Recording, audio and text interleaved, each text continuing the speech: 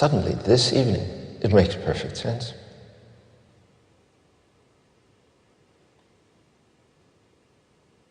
Welcome, James.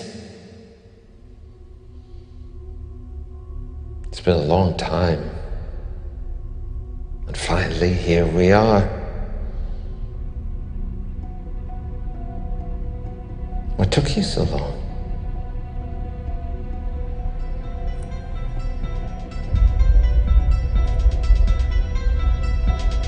Cuckoo. Do you expect me to talk? No, Mr. Bond, I expect you to die. James Bond. You appear with the tedious inevitability of an unloved season. If my demands are not met, I shall proceed with the systematic extinction of whole species of cereals and livestock all over the world. A new and beautiful world beneath the sea. World domination. Same old dream. A wise man once said, each film is only as good as its villain. Since the heroes and the gimmicks tend to repeat from film to film, only a great villain can transform a good try into a triumph. Well, you could say that this certainly applies to the Bond villain too, a genre within its own. Throughout several decades, 007 has faced the most menacing, ruthless, charming, dangerous and memorable villains that sometimes were simply after money or power, heck even after television ratings, but more than once were megalomaniacs after complete world domination. But which Bond baddies were the best, or better said, which 10 villains in the series so far were my personal favorites? In this video I'm just focusing on the main villains of these movies. I'm saving the henchmen and femme fatales for later episodes. So, without further ado, let's start.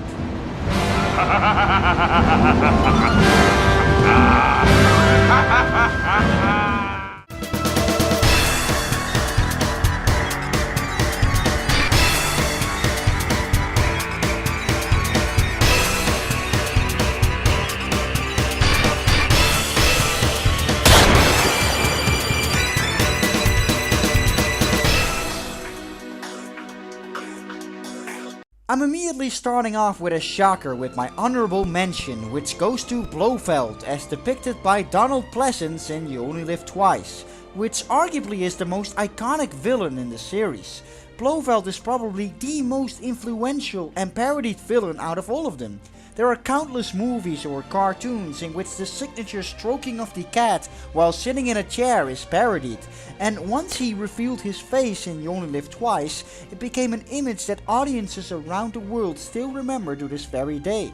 But as iconic as Blofeld is, I'm afraid to admit there's no Blofeld in my personal list. There have been countless actors taking on the role of Blofeld, but I'm still yet to see an actor play him that truly blows me away.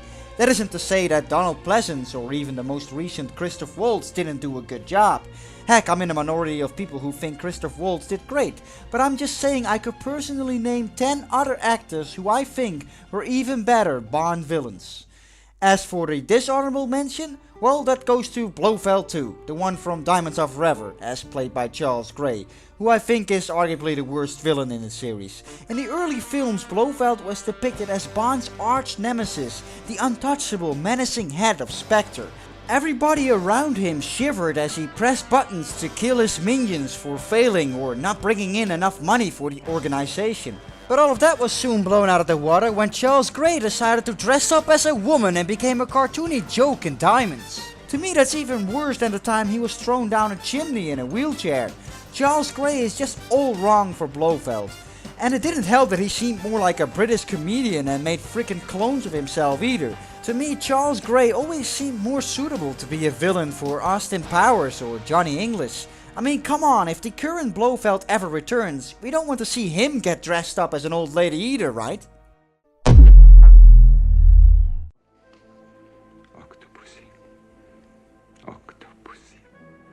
Kicking off this list we have Kamal Khan, who's arguably one of the more overlooked villains in the series. Louis Jourdan gives a solid performance as the slimy and cunning Afghan prince who has a lust for extraordinary food, jewels and nuclear weapons. Surround him with some interesting characters like General Orlov, Magda, Gobinda and Octopussy and you have a film with a very effective villain. I always liked the villainous scheme in Octopussy that is very contemporary for the times of the Cold War. Together with Russian renegade General Orlov, who in his own way is a great villain as well, he tries to unleash a nuclear holocaust over Western Europe and make it all seem like an accident in the process. And since the West would have no evidence of a Russian nuclear attack, this would encourage NATO to abandon their nuclear arms and leave them right open for an invasion of Orlov's armies. It's an ingenious plot that's arguably one of the most realistic ones the series have ever had, and Kamal plays a great part in giving the film an extra dimension. He's your typical calm and subtle Bond villain, with a little bit of charm who cooperates with other powerful characters for his own selfish ideals.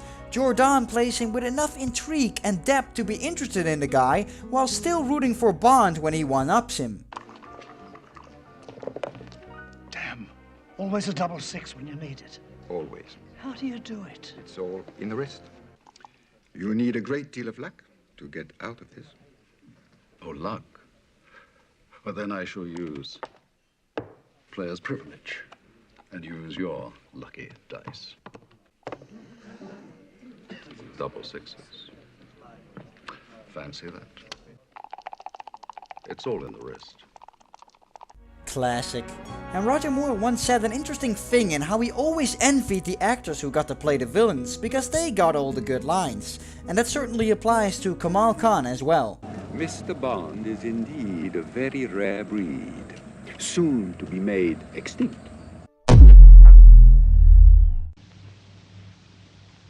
Sit down. Bond's first cinematic adversary, Dr. No, doesn't really get much screen time at all. As a matter of fact, he doesn't show up until the final act of the film and arguably doesn't get much more menacing than crushing a rock with his signature metal hands. Yet Joseph Weissman set a template for all that made a typical Bond villain great. Throughout the entire film, Dr. No's presence is felt. We learn that a fellow agent was killed because of this mysterious doctor and that several people are scared out of their mind for him, including those who work for him. One of his goons would much rather take cyanide and the other wouldn't care if her arm gets broken, but none of them would let out any information. It wasn't seen much more often since that they would hold off the reveal of a Bond villain until the very end. But not knowing who the heck this guy is certainly builds up a lot of intrigue around this character. And it also helps that the movie is named after him too. And the build-up surrounding him just keeps on going as we eventually get to hear his voice and see Bond and Honey arrive in the first villain lair, where they are treated like first-class guests, and get more build-up as we see a glimpse of his shadow and his metal hands until we finally get the ultimate reveal. $1 million, Mr. Bond. You were wondering what it cost. As a matter of fact, I was. So, does Dr. No live up to all the hype that the movie builds up for him? Well, first off, he's supposed to be Chinese, and very clearly, Joseph Weissman isn't, despite the careful makeup attempts around his eyes. But if we learned one thing from the Bond series, it's that transforming Western people into Asians, or the other way around, is just never a good idea. Heck, the same applies to most of his goons, who are all supposed to be Chinese too, but clearly aren't. Maybe it was hard to cast Chinese people for the first film or whatever, but who knows. Still though, Joseph Weissman's performance holds up pretty well. His plot of toppling US missiles may not have been the most inspiring one in the series yet, nor is the underwhelming climax and death scene, but Dr. No still holds up as a classic villain and first of its kind. There's no point in living if you can't feel alive. You could make an argument that Elektra King is the only female main villain in the series this far. A point could also be made for Rosa Klepp in From Russia with Love too, of course, but she was taking orders from Blofeld at the end of the day. And I wouldn't classify Elektra as a standard femme fatale either, because she simply is the brains behind her own operation. She truly is a main villain. I think it's a shame that the series has only ever really done this once, because it really made for something quite different. And with Elektra, some of the potential of what can be done with a main female villain is shown. Bond falls for her vulnerable side and swears to protect this sweet and innocent girl. Soon though, of course, he falls for her charms and gets trapped, and damn it, I still wish they would have shown how exactly he went from the cold "I can't sleep with you" attitude to the "fuck it, I'm knocking the dust off you" part. I mean, apparently there has even been a deleted scene that I never heard about until recently, showcasing exactly this missing link that I've always been searching for years. But anyway, I talked about these problems plenty of times in my review of the film, so I digress. Bond ends up being manipulated by her, and she uses sex as a deadly weapon to blind 007 from the truth. Ultimately, she's out to destroy Istanbul to foil two competing pipelines, but much more interesting is how she is managing to get what she wants from everyone, portraying herself as a helpless victim of kidnapping, even chopping off a part of her ear, winning over the trust of M, and using her very own kidnapper Renard as a lover to make her plan succeed. With Elektra King, they portrayed exactly how a female villain should work, using her own strengths to manipulate, deceive and conquer, and that made her one of the most interesting characters and villains in the series. And although The World Is Not Enough suffered from plenty of plot points that did not reach the full potential, Sophie Marceau still holds up the title as the only actress to play a main villain in the series so far.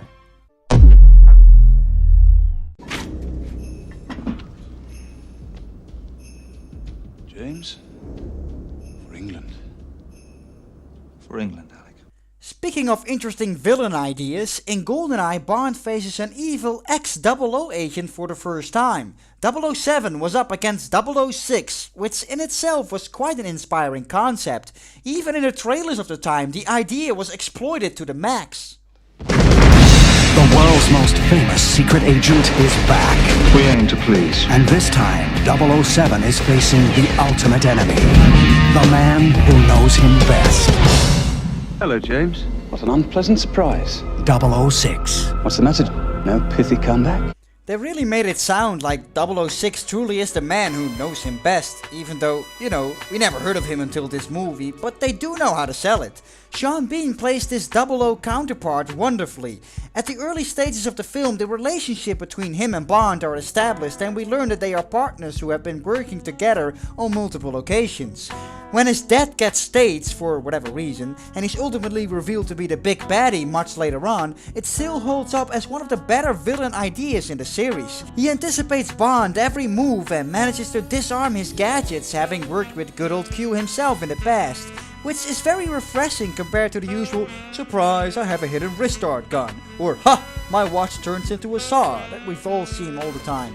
I like Alec's backstory of being a Lienz Cossack with a personal grudge against London and MI6, and then being revealed to have a classic hidden villain lair himself, a big satellite dish that he uses to deploy the lethal EMP Soviet satellite weapon GoldenEye to attack London. The only thing I never really liked is how he also wants to steal money from the Bank of London in the process as well. That really seems to come out of left field for this character and could have been scrapped from the plot altogether. Apart from that, seeing 007 duke it out with 006 in the climax still makes for one of the best fighting scenes in the series. For England, James? No. For me.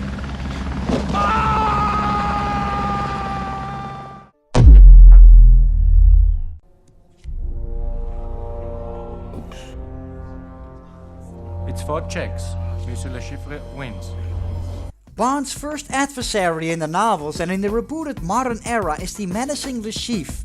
Mads Mikkelsen instantly made him one of the most classic and memorable villains. He's quiet, intelligent, and has some typical Bond villainous perks like having an inhaler and an eye that appears to be on its period. And when he's shown to lose his temper, you can truly see Mikkelsen can portray a very scary character indeed. The poker and torture scenes instantly became a couple of the most memorable moments in the series, and I think Mikkelsen deserves a lot of credit for that as well. I also like that they kept true to the character of the novels, essentially being just a pawn that is part of a much bigger mysterious organization. Le Chiffre's dominant presence immediately seems to dissolve as soon as a higher ranking member of the organization shows up, making him like an appetizer of what is yet to come. It's like finding Nappa scary in Dragon Ball Z, but then finding out later that he's peanuts next to Vegeta. It's a really clever way of both setting up a memorable villain and getting you pumped to see what is in store next.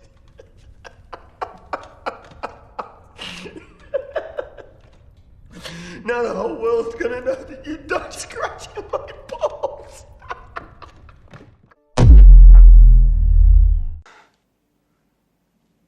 But that means I would have to be dead.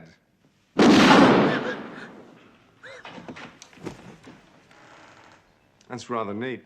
Few Bond villains are quite as disturbingly insane as the result of a biological Nazi experiment that became Max Zorin, as portrayed brilliantly by Christopher Walken. A lot of Bond fans would consider A View to a Kill one of the more below average Bond films, including me, but I rarely have seen anyone dislike Zorin, who really is a highlight to this film, along with his sidekick. I mean, who could forget the scene where he just starts shooting the crap out of his own men in that mine and enjoying it as if he's playing a round of Duck Hunt? I love the backstory of how the Nazis did some experiments injecting pregnant women with steroids during World War II, and Zorin became one of the highly intelligent and insane superbrat villains because of this. Furthermore, being assigned to the KGB and becoming a renegade with his very own typical Bond villain scheme. And even though a lot of this character's influence clearly came from Goldfinger, he still is considered to be a classic villain and made a mark on his own. And despite starring in one of the more underwhelming Bond films, he's an absolute joy to watch. He enjoys killing his own men, cheating with horse races, and even enjoys his own death.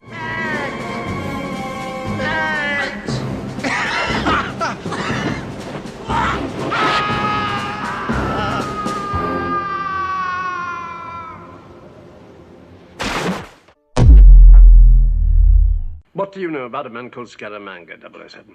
Scaramanga? Oh, yes. The man with the golden gun. No Bond villain list would be complete without including the legendary Christopher Lee, the only actor to star as a villain in Star Wars, The Lord of the Rings, and Bond. And Scaramanga is the ultimate reason to watch The Man with the Golden Gun. The concept of the film is simple and still holds up. World's greatest and most lethal assassin versus Britain's finest secret agent.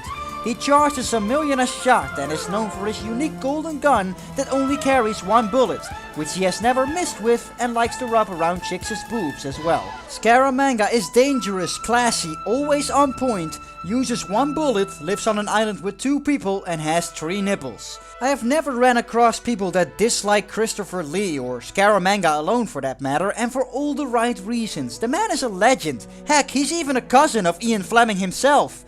Enough said. To us, Mr. Bond, we are the best. What is this if not betrayal? She sent you off to me knowing you're not ready, knowing you would likely die. Mommy was very bad.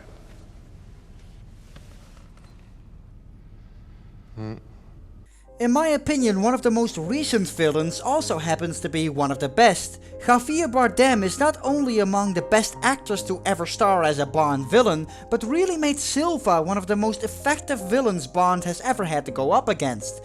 He's a former MI6 agent that got rejected by M and now holds a personal grudge against her.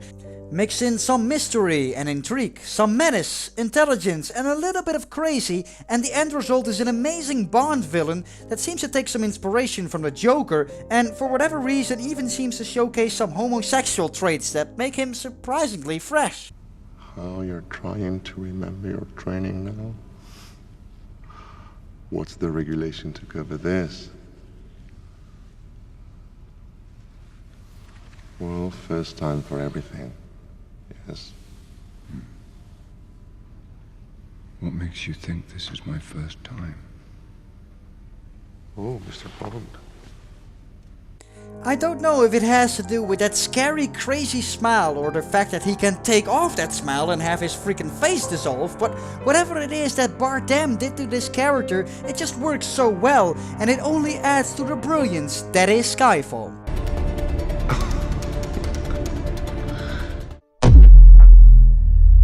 He asked us to keep an eye on him for you. Auric Goldfinger. Sounds like a French nail varnish. Goldfinger has to be one of the most classic villains in the series. While you could argue Blofeld is the most iconic one, I actually think few came close to the truly memorable Auric Goldfinger as portrayed by Gert Frobe. Especially considering his voice was even dubbed throughout the film, but that's completely seamless. Equipped with an ingenious mind and a lust and obsession for anything gold, Goldfinger is a villain who just works so well. I mean, even casual audiences would have this classic scene embedded in their mind. Do you expect me to talk? No, Mr. Bond, I expect you to die. He truly is the archetype of all Bond villains, and even though it's been over 50 years since he was first introduced on the big screen, he still holds up as an unforgettable villain, not just in Bond, but in the entire cinematic history. And Goldfinger's Operation Grand Slam still holds up as probably one of the most memorable villain schemes that the series ever saw, as Goldfinger wants to break into Fort Knox not to steal any gold, but to render it all radioactive with a bomb so that the price of his own gold increases immensely. It's a very over-the-top, charming villain scheme that still holds up very well for today's standards. And of course, you have to mention that a lot of what made Max Zorin great all came from this character right here, Auric Goldfinger, gunning down his own men since 1964.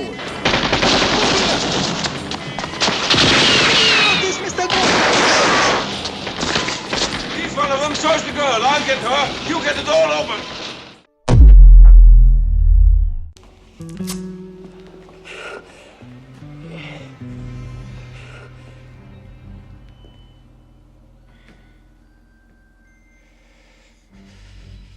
Where's my wife?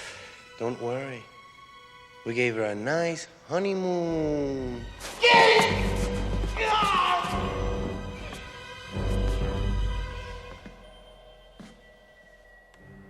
I want you to know this is nothing personal.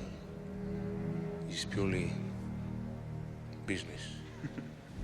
I am first to agree that this one is not nearly as iconic as Goldfinger, Blofeld or Dr. No, but Robert Davi's friend Sanchez easily is my favorite villain that the series has ever seen. Look no further than this incredibly charming, dangerous and powerful drug lord to be truly entertained by a Bond villain at his absolute best. Here you have a realistic baddie who's not in it for world domination, building an empire in space or under the ocean, but is a powerful businessman who has a great sense of honor and loyalty. If you're on his side, you are rewarded and treated well, but double cross him and you're in for one of the most gruesome deaths you've ever seen.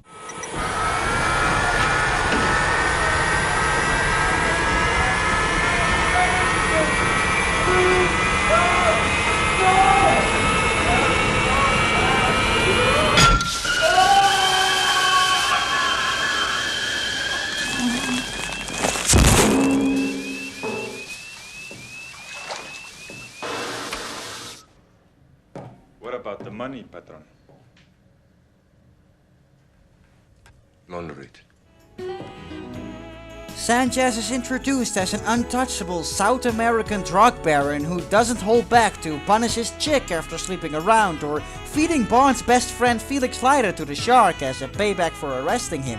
When Bond gets his license revoked and goes on a personal vendetta to take him down, you're in for one of the best and unique plots the series has ever seen. And good luck going up against a man who literally owns an entire country, including casinos, warehouses, banks, the National Army, and even the president. The setup of this character is perfect, and Bond is on his own and has to rely solely on his wits. The stakes have never been this high just for something personal to Bond. And though you could claim he is too dark and not suitable enough to be a larger-than-life classic Bond villain, he is well-rounded and has it all. The menace, the presence, a signature animal, the personality, even a charming and humorous side, and a villain lair in the form of a cocaine factory hidden inside a temple. And I think the way Sanchez's thing for loyalty is used against him to ultimately bring him down is just part of brilliant writing. As Bond convinces him some of his men are betraying him, you can slowly see him turn more paranoid towards everyone in his organization. It's really brilliant acting by Robert Davi, and I'm sure he gets overlooked by a lot of fans. But to me, he's easily the most entertaining villain to watch, and I'm so glad he got so much screen time to shine and truly make License to Kill the masterpiece that it is. And that concludes my personal ranking of the Bond villains, folks. What is yours? Did you agree or disagree to this list? Be sure to share your thoughts, and if you can't wait for new ranking or recapping episodes to come up to my channel, well, support me on Patreon, become part of my community, and get access to all my latest videos 2 weeks before the regular viewers get to see it, as well as access to a lot of awesome supporter rewards like having monthly Skype calls with me. You can find the link in the description, and make sure you subscribe to my channel.